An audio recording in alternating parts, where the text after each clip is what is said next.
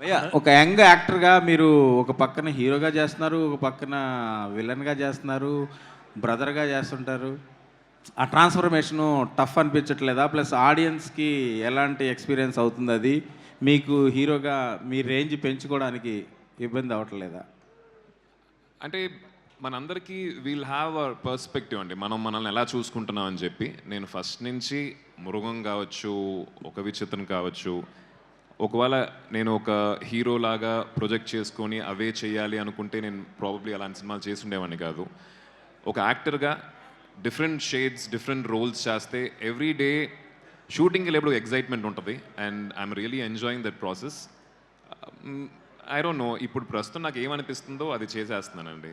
I think if you liking it, I'm really happy about it. Adi garu sir sir ఇదివరకు వైశాలి చేశారు, మధ్యలో యూటర్న్లో కొంచెం super natural elements ఉంటాయి.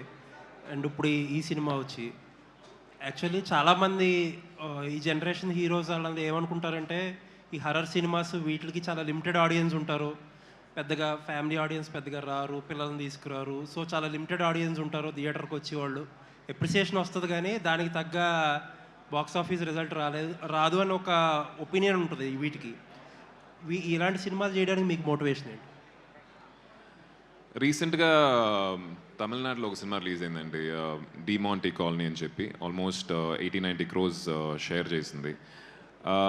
ఇప్పుడున్న ఆడియన్స్ ఐ థింక్ కాంటెంట్ ఇంట్రెస్టింగ్గా, ఎంగేజింగ్గా వాళ్ళని కనుక ఎంటర్టైన్ చేసిందంటే they will take it where it has to reach అండి. It depends on the film.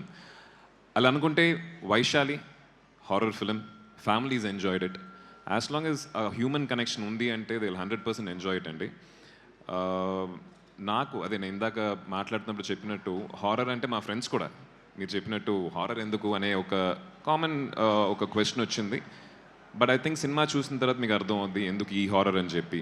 Making values కావచ్చు, పర్ఫార్మెన్స్ వాల్యూస్ కావచ్చు, ప్లస్ సినిమా చూసేప్పుడు ఇందాక నాని గారు చెప్పినట్టు ఒక చోట ఆయన యూనో కంట్లో నీళ్ళు వచ్చినాయని చెప్పారు. సో ఒక హారర్ ఫిల్మ్ మనల్ని అంత కనెక్ట్ చేస్తుందంటే ఐ థింక్ ఇట్స్ మన జానర్ని మర్చిపోయి ఇట్స్ అ గుడ్ ఫిల్మ్ అని చెప్పి చూడటం మొదలెడతాం. సో జానర్ కమ్స్ నెక్స్ట్ అనే ఒక ఇంటెన్షన్ నాకు సైన్ చేసినప్పుడే ఉండింది.